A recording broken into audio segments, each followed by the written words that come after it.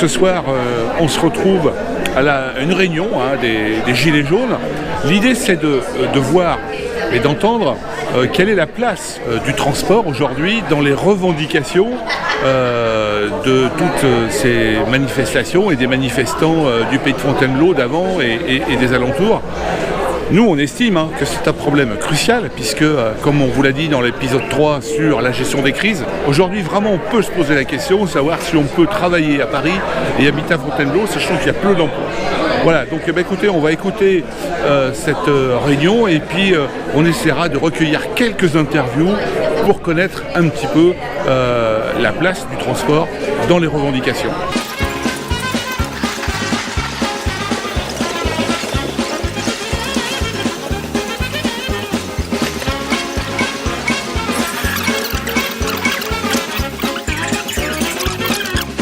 Parallèle du grand débat national, tout ce qui va être dit est enregistré, diffusé en temps réel, en live sur Facebook, page publique.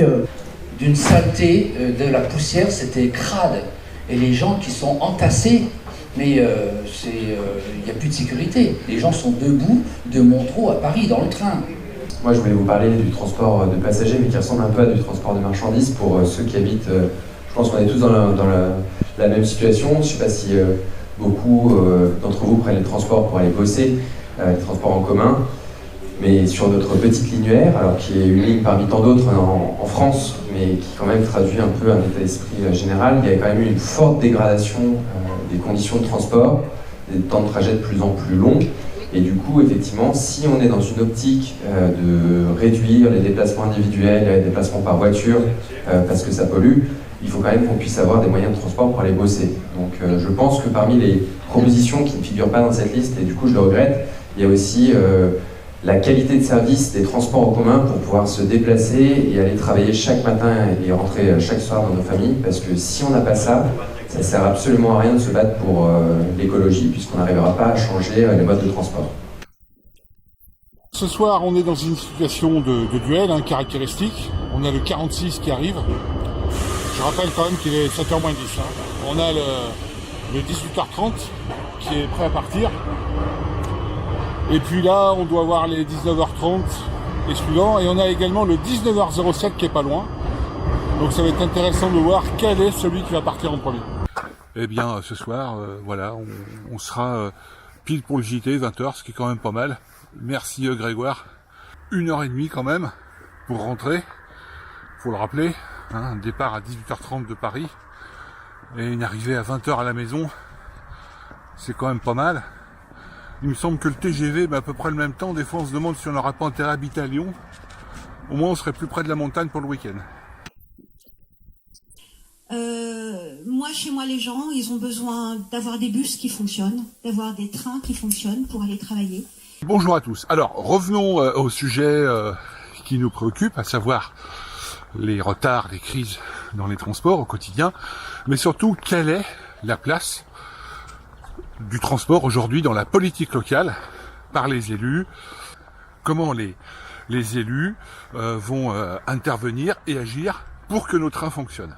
Alors ce soir, eh bien c'est à nouveau une réunion Gilets jaunes, mais cette fois-ci à Hérisy. Alors toujours les mêmes débats, transition énergétique, etc. Et donc nous dans la transition énergétique, pour les usagers de la ligne R, il y a un problème très concret, c'est que si les correspondances ne fonctionnent pas, on prend le scooter ou la moto ou la voiture. Donc là, avec nous aujourd'hui, donc Sylvie Boucher-Bellecourt, qui est le maire d'Hérisy et qui fait tout pour avoir des lignes directes entre la voie Airbus, qui va de Montreux à Paris via Hérisy et d'autres gares. Et donc on va voir avec elle un petit peu où elle en est dans ce projet et surtout si elle est écoutée. Alors, je ne sais pas si nous avançons, mais nous avons pu obtenir un rendez-vous avec M. Septier, donc le président du département. Malheureusement, ça n'a pas amené à grand-chose. Nous avions des représentants de la FNOT et du CODUT qui nous ont un petit peu ennuyés dans ce qu'on avait à dire, on va dire ça gentiment. Et donc nous attendons maintenant un rendez-vous à la région. J'espère dans les prochaines semaines, ça fait quand même 2 ans que nous attendons ce rendez-vous pour justement arrêter avec les correspondances parce que c'est pas possible. Tout le monde se plaint et puis remettre nos semi-directs comme nous avions avant 2008. Bonsoir les galériens. Alors ce soir, on se retrouve à nouveau sur un débat, alors cette fois-ci avec les Gilets jaunes, à Avon. Et en fait l'idée c'est de savoir un petit peu, à travers le témoignage de Jonathan, qui est un des organisateurs, si cette question a été abordée ou pas. La question des transports, oui, elle fait partie du débat national, elle fait partie aussi de l'écologie et puis de l'environnement et puis du vivre ensemble. Que sur les 7 ou 8 dates, elle est intervenue 2-3 fois.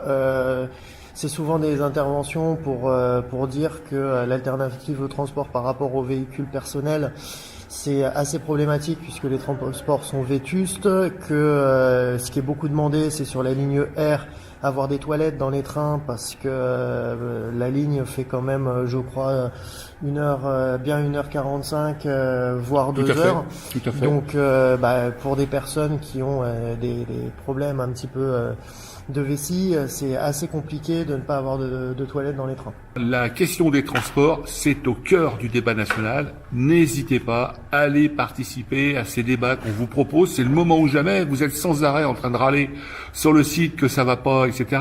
Eh bien, c'est le moment de venir vous exprimer dans ces rencontres, dans ces meetings, et surtout que concernant les Gilets jaunes, ils sont retransmis.